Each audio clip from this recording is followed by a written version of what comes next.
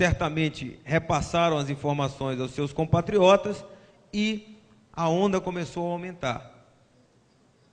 Começou a vir mais. Já em 2011, nós atendemos 1.898. Em 2011, para ter uma ideia, veja só, de janeiro foram 36. Em fevereiro, 328. Então, havia uma oscilação muito grande na chegada deles. Outubro, 249, enfim. Durante todo o ano, 1.898 cidadãos haitianos entraram legalmente pelo território nacional. E só no primeiro mês, do dia 4 de janeiro ao dia 27 de janeiro, 460 haitianos.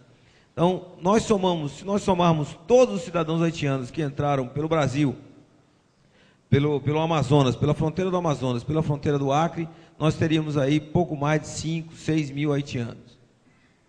Não é uma quantidade grande, se comparado a cidadãos bolivianos e peruanos que vão e ingressam todo dia para São Paulo, Rio de Janeiro, enfim, para as grandes cidades.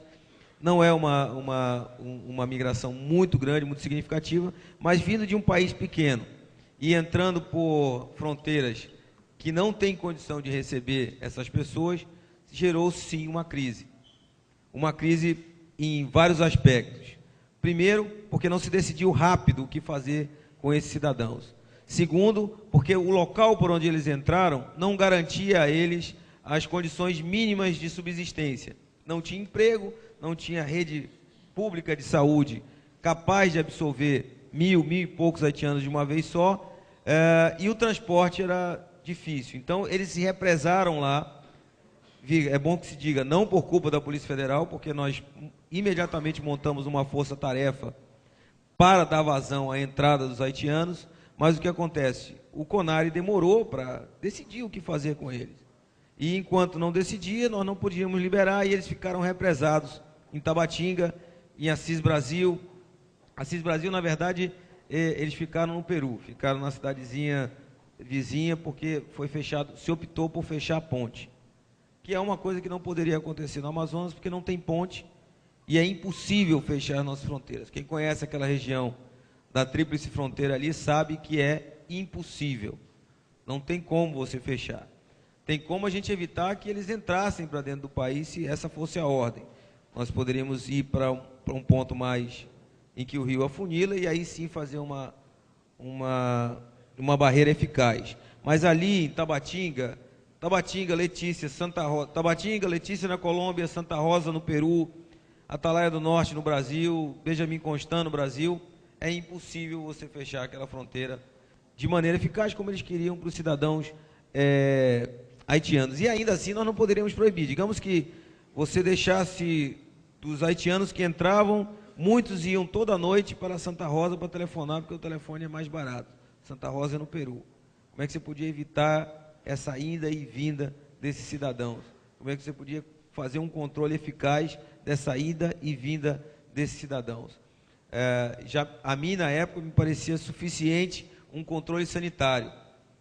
E esse controle sanitário foi feito também em caráter emergencial. Os Médicos Sem Fronteiras ajudaram muito, mas era medo. E aí a gente pode dizer, sem nenhuma reserva, que era um medo geral, que um cidadão doente, com cólera, até porque teve um surto de cólera no Haiti, um cidadão doente pudesse contaminar, e aí sim nós teríamos um problema de saúde pública grave naquela região. Isso nos preocupou demais.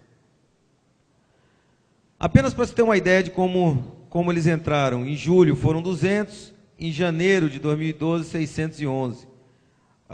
Nós tivemos que nos preparar em caráter emergencial para receber isso aí. E sempre, ao mesmo tempo, investindo na cooperação internacional. Sem a colaboração da Polícia Nacional do Peru, das autoridades peruanas, nós não teríamos resolvido, eu volto a dizer, esse problema. Esse problema foi resolvido num esforço conjunto pelo CONARE, pela Polícia Federal, pelo governo do estado do Amazonas, pela Prefeitura de Tabatinga, no caso do Amazonas, pelo Ministério das Relações Exteriores e pelo governo peruano e equatoriano, que decidiram restringir a entrada desses cidadãos pelos seus territórios, e aí então começaram a chegar menos. Agora, depois de fevereiro e março, nós temos recebido em torno de 2, 3, e todos em situação ilegal. Por quê? Estavam com vistos peruanos falsos, vistos de passagem, visto de entrada no Peru falso, e aí nós simplesmente fizemos a entrega desses cidadãos haitianos às autoridades peruanas para que eles tomassem as medidas cabíveis naquele país. Da nossa parte, em março ou abril, nós também tivemos uma tentativa de entrada de 7 a 8 cidadãos chineses com vistos brasileiros falsos. Esses cidadãos foram presos e estão sendo processados em território nacional. Então, a situação de março para cá praticamente se estabilizou e se tranquilizou. O que acontece? Enquanto ao longo do ano de 2010 e do ano de 2011, muitos foram os problemas que esse tipo de imigração descontrolada, vamos dizer assim, causou à população local de Tabatinga, ao governo brasileiro e, em última análise, à Polícia Federal. Muita gente concentrada, sem autorização e sem perspectiva de trabalho, vivendo de caridade ou da igreja, das igrejas católicas, evangélicas, ou das ONGs, ou da prefeitura, ou do estado do Amazonas, em situações, como eu disse, sanitárias não recomendáveis. Isso causou uma preocupação grande para a Polícia Federal. Além do que, com o terremoto de 2010, nós simplesmente não sabíamos quem nós estávamos recebendo. Como, de fato, até hoje nós não estamos com essa dificuldade. Houve um terremoto em 2010, os presídios foram destruídos, os registros que já não eram